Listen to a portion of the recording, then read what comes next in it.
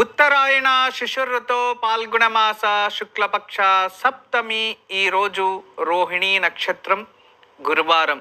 ఈరోజు మనమందరూ కూడా ఓం గుప్తలక్ష్మియై నమః అనే నామాన్ని జపించాలి. ప్రతి మనిషిలో కూడా గుప్తలక్ష్మి అనేది ఉంటుంది. ఈ గుప్తలక్ష్మి మనకి జ్ఞాన రూపంగా, విద్యా రూపంగా, కళ రూపంగా ఉంటుంది. కానీ ఆ గుప్త లక్ష్మిని మర్చిపోవడం వల్ల వాళ్ళ జీవితంలో అభివృద్ధి అనేది ఆగిపోతుంది. భగవంతునికి ఈ రూపము అంటూ ఉంటాం. మనం ఏ రూపంలో చేసినా నిరాకార రూపం పరమాత్ముడు. ఆ ఒక భావనకి ఒక రూపం కావాలి కాబట్టి ఆ రూపాలు మనము చూస్తూ ఉన్నాం. ఈ నిరాకార రూపమైన దైవ జగత్తు నుంచి ఆ శక్తిని మనం పొందడానికి మనం నానా రకంగా ప్రయత్నిస్తూ ఉంటాం. అయితే ఆ లక్ష్మీ అనుగ్రహం మనకి ప్రాప్తించాలి అంటే గుప్తము అంటే కంటికి కనబడదు కదా. ఒక వ్యక్తి దూరంగా ఉన్నాడు, అతను అక్కడి నుంచి నడుచుకొని వస్తున్నాడు. భౌతికంగా మనకి అతను నడుచుకొని మన దగ్గరకు వస్తున్నాడు, మనం గుర్తిస్తాం. అదే ఒక ప్రదేశాన్ని మనం చూస్తాం, అరే ఎంత ఆనందంగా ఉంది అనుకుంటాం. తర్వాత దాన్ని వచ్చి ఇక్కడ గుర్తు చేసుకుంటాం. ఆ ప్రదేశమే మనకి ఇక్కడ అది ఏం చూసింటామో అది గుర్తొస్తుంది. కానీ అది అక్కడి నుంచి ఇక్కడ ట్రావెల్ చేస్తుందా?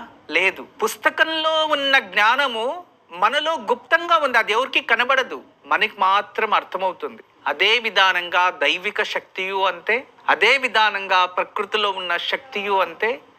వాటన్నిటికీ కూడా గుప్త లక్ష్మి అంటాం. ఈ గుప్త లక్ష్మి అనుగ్రహం ఉంటే మన జీవితంలో మనకి ఏదైతే చెందాలో, మనకి ఏదైతే ప్రాప్తించాలో అవి ప్రాప్తించి దానివల్ల అనుకూలం ప్రాప్తిస్తుంది. అందుకే గుప్త లక్ష్మిని ఎవరైతే పోషిస్తారో, గుప్తలక్ష్మి స్తోత్రాన్ని ఎవరైతే తెలియచేసుకుంటారో, గుప్తలక్ష్మిని ఆరాధిస్తారో వాళ్ళు జీవితం గుప్తంగా ఉన్నా కూడా వాళ్ళు చాలా లబ్ధి పొందుతూ ఉంటారు. అలా గుప్తలక్ష్మిని మనము ఈరోజు నామస్మరణ చేసుకోవడం వలన మన జీవితంలో మనకి చెందాల్సినవన్నీ కూడా ప్రాప్తిస్తాయి అని అర్థం. మనకి ఇతరుల నరదృష్టి, నరఘోష, చెడు దృష్టి అవన్నీ కూడా వెళ్ళిపోతాయంట. ఎందుకంటే అన్నీ వేరే వాళ్ళకి కంటికి కనబడవు. గుప్తలక్ష్మి అనుగ్రహం ఉంటే వేరే వాళ్ళకి ఏదైతే వాళ్ళకి గోచరించకూడదో అలా చేసేస్తూ ఉంటుంది. అప్పుడు నరదృష్టి ఆటోమేటిక్గా వెళ్ళిపోతుంది. అందుకే గుప్తలక్ష్మి అనుగ్రహం ఉండాలి అని కోరుకునేది.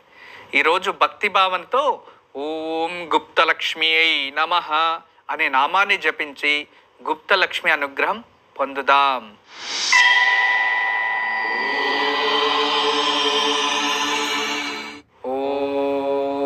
గుప్తలక్ష్మియై నమః. ఓం గుప్తలక్ష్మియై నమః. ఓం గుప్తలక్ష్మియై నమః.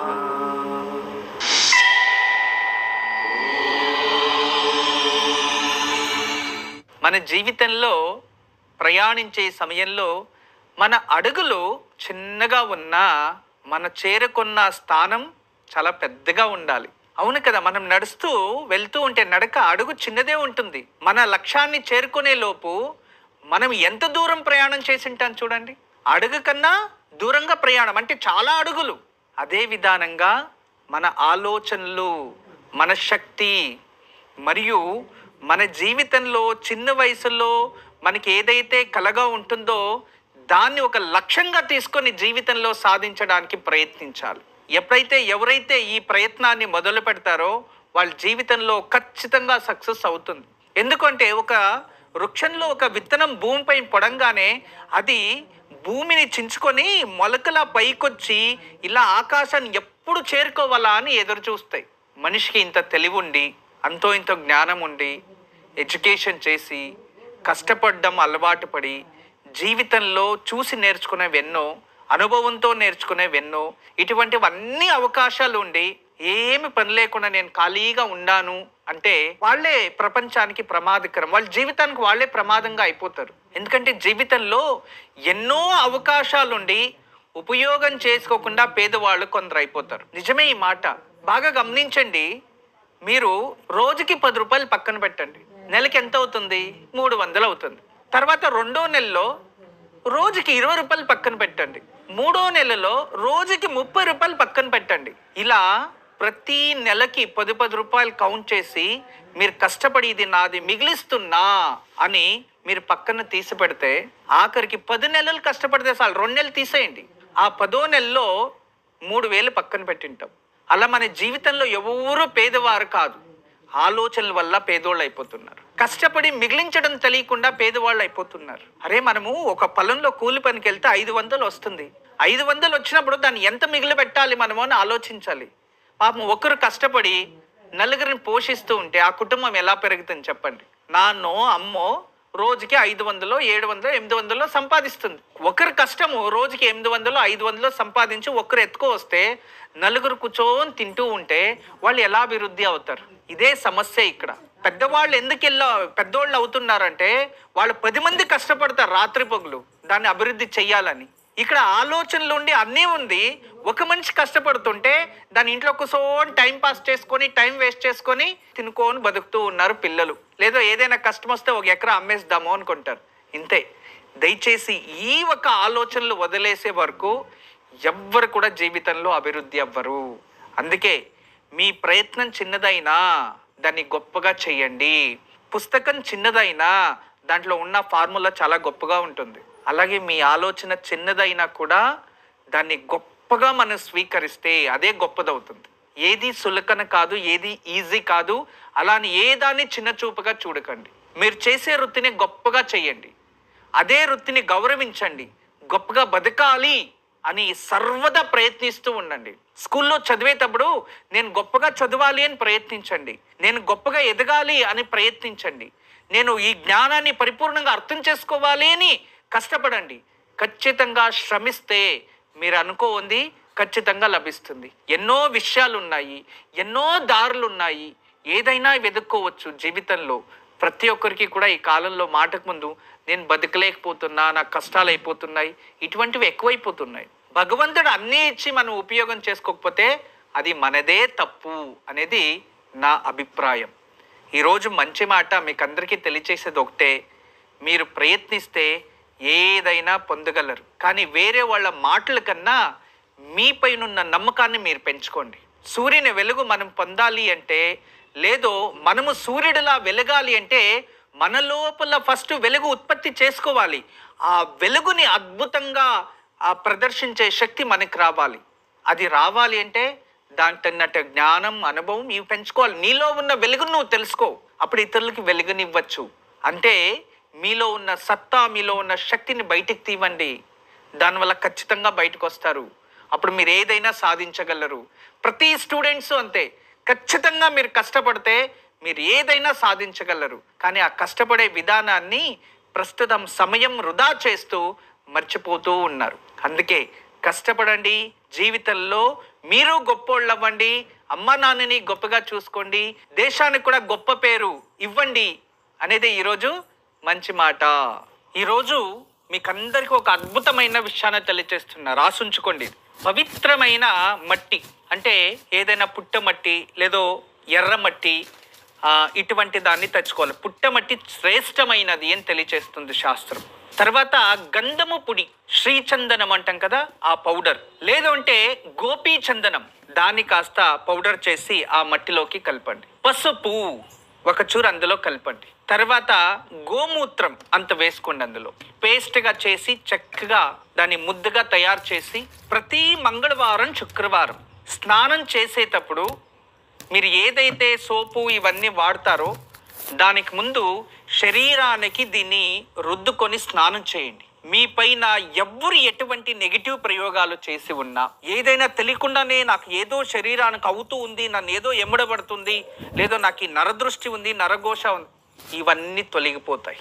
ఇది చాలా అద్భుతమైన సనాతన సంప్రదాయంలో పూర్వం నుంచి వచ్చినవి. ఇవన్నీ మంగళ ద్రవ్యాల కింద వస్తాయి. వీటిని శరీరానికి రాసుకొని శక్తి ప్రభావం ప్రాప్తించదు. మీలో ఆరా ఎనర్జీ పెరిగి దైవాకర్షణ, దైవశక్తి, పంచభూతాల ఆకర్షణ, ప్రకృతి ఆకర్షణ. ఇక ఈరోజు తారాబలం, ఈరోజు అశ్విని, మక, మూల నక్షత్రం వారికి క్షేమతార, అదృష్టమైన రోజు, ఉపయోగం చేసుకోండి. ఇక భరణి, పుబ్బ, పూర్వాషాఢ నక్షత్రం వారికి విపత్తార అంత మంచిది కాదు, జాగ్రత్త వహించండి. కృతిక, ఉత్తరాషాఢ వారికి సంపద తార, ఆర్థికానికి చాలా అదృష్టం, ఉపయోగం చేసుకోండి. రోహిణి, అష్ట, శ్రవణ నక్షత్రం వారికి జన్మతార, హెల్త్ ఇష్యూస్లో కాస్త జాగ్రత్త వహించండి. మృగశిర, చిత్త, ధనిష్ట నక్షత్రం వారికి పరమమిత్ర తార, ఈరోజు అత్యంత శుభకరమైన రోజు, ఉపయోగం చేసుకోండి. ఇక ఆరిద్ర, స్వాతి, శతభిష నక్షత్రం వారికి మిత్రతార, ఈరోజు మీ ఫేవరెట్ డే, ఉపయోగం చేసుకోండి. ఇక పునర్వసు, విశాఖ, పూర్వ, భాద్రపద వీరికి నైదవ తార, ఈరోజు అంత శుభం కాదు, జాగ్రత్త వహించండి. ఇక పుష్య, అనురాధ, ఉత్తర భాద్రపద వీరికి సాధక తార, ఈరోజు మీరు ఏదైనా అనుకుంటే సాధించగలరు, కష్టపడండి. ఇక ఆశ్లేష, జ్యేష్ఠ, రేవతి నక్షత్రం వారికి ప్రత్యరితారా, ఈరోజు కొంచెం కోపం, ఆవేశం, అవమానాలు ఉంటాయి. ఎవరితో అయినా మాట్లాడేటప్పుడు జాగ్రత్తగా ఉండండి, మీ పనిలో మీరు బిజీగా ఉండండి, కొత్త నిర్ణయాలు తీసుకోకండి. చాలా మందికి కొంచెం అపరాధ మనోభావము అని ఒకటి, రెండోది వాళ్ళపైన నేరాలు వెతుక్కొని వస్తూ ఉంటాయి. పాపం చాలా మంచి వ్యక్తి, జీవితంలో ఎవరికి హాని చేయలేదు, అపరాధం చేయలేదు. గవర్నమెంట్ క్వార్టర్స్ అనేది వాళ్ళకి అలర్ట్ అయింది, గవర్నమెంట్ ఎంప్లాయ్. ఆ ఇంట్లోకి వెళ్ళిన విత్ ఇన్ 1 వీక్లో అనుకోకుండా ఆఫీస్లో ఏదో సమస్య వచ్చి సస్పెండ్ అయిపోయారు. తర్వాత ఆయనకు అర్థమైంది, ఆ ఇంట్లో ఇప్పటి వరకు ఎంతమంది ఉన్నారో అందరూ సస్పెండ్ అయ్యే వెళ్ళారని. కొందరు 6 నెలలకు అయ్యారు, కొందరు సంవత్సరానికి అయ్యారు. అంటే వాళ్ళ గ్రహగతులు ప్రభావం చూపించాయి. వాస్తు దోషాల్లో ఇవి కూడా ఉంటాయి. తర్వాత అపరాధ మనోభావాలు, అంటే ఏదైనా చెడు ఆలోచనలు ఎక్కువ ఉత్పత్తి అవ్వడం. దీనికి ఏ దిశ కారణం అంటే మనకి దక్షిణ దిశ కారణం. యముడు దక్షిణ దిశ మరియు పర్మిట. ఏ ఇంటికైతే కొన్ని వాకళ్ళు ఇటువంటి నెగిటివ్ ఎనర్జీతో నెగిటివ్ ప్రదేశంలో ఉంచితే అక్కడ అటువంటివి క్రియేట్ అవుతూ ఉంటాయి. దాని శక్తి ఏదో ఒకటి మనిషికి ఏదైతే ఇంపార్టెంటో దానిపైన ప్రభావం చూపిస్తూ ఉంటుంది. అందుకే అపరాధ మనోభావాలు మీలో ఉత్పత్తి అవుతూ ఉంటే, లేదా ఏదైనా ఆఫీస్లో మనకు అనుకోకుండా నిందలు, అపవాదాలు ఎక్కువ వస్తూ ఉంటే ఖచ్చితంగా మీ ఇంట్లో ఒక శ్రీవాస్తు యంత్రం పెట్టండి. దీని కాస్మిక్ ఎనర్జీ ప్రభావం వల్ల మీ ఆరా ఎనర్జీ పెరిగి అటువంటి నెగిటివ్ పీపుల్ని కాస్త దూరం పెడుతుంది. గురుజీకి రేపు ఎటువంటి పూజను ఆచరించాలి?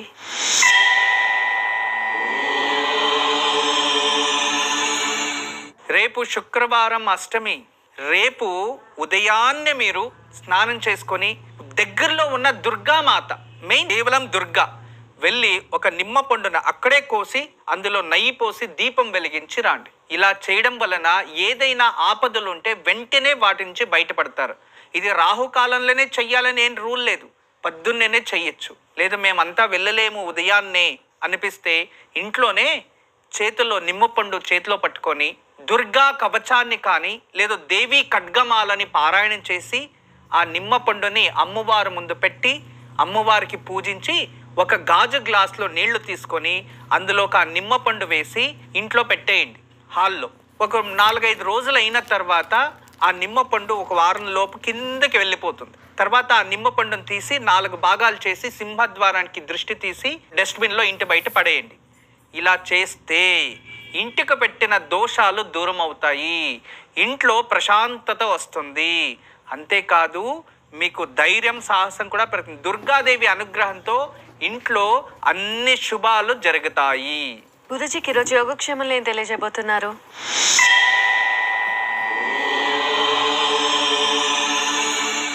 ఈరోజు సాయంత్రం మన ఇంట్లో గుప్తలక్ష్మి పూజ చెయ్యొచ్చు. 7 లేదో 8, 9 ఇటువంటివి ఏదైనా పసుపు కొమ్ములు లేదో వక్కలు ఇటువంటివి ఏదైనా తీసుకొని 7 సప్తమాతృకలు ఈరోజు వాటిని ఒక చెంబులో వేసేసి దాంట్లో కాస్త పసుపు, కుంకం, గంధం, కొన్ని పూలు వేసేసి దాన్ని చక్కగా ఎర్ర వస్త్రం ఒకటి కట్టి ఓం గుప్తలక్ష్మి నమః అంటూ ఆ లక్ష్మీ రూపంగా దానికి పూజించండి. పూజించిన తర్వాత మరుసటి రోజు ఎప్పుడైనా ఆ పసుపు కొమ్మల్ని బాగా దంచి పౌడర్ చేసి మనం ఇంట్లో వంటకి, స్నానానికి కూడా ఉపయోగించవచ్చు. శరీరానికి లేపన కూడా రాసుకోవచ్చు. దానివల్ల నా శరీరానికి పట్టిన దారిద్రం దూరం అవుతుంది.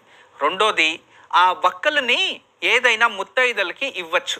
లేదా ఆ వక్కల్ని బాగా చూర్ణం చేసి దాన్ని నీళ్ళల్లో కలిపి చెట్టు మొదల్లో కూడా వేసేయచ్చు. ఇలా చేయడం వలన ఇంట్లో ఉన్న దారిద్రం దూరం అవుతుంది. మరియు గుప్తలక్ష్మి అనుగ్రహంతో ఇంటికి వచ్చిన డబ్బులు, ఆభరణాలు ఇంట్లోనే ఉంటాయి, బయటికి అంత ఈజీగా వెళ్ళవు. దాని నుంచి ఈరోజు నేను చెప్పిన పూజని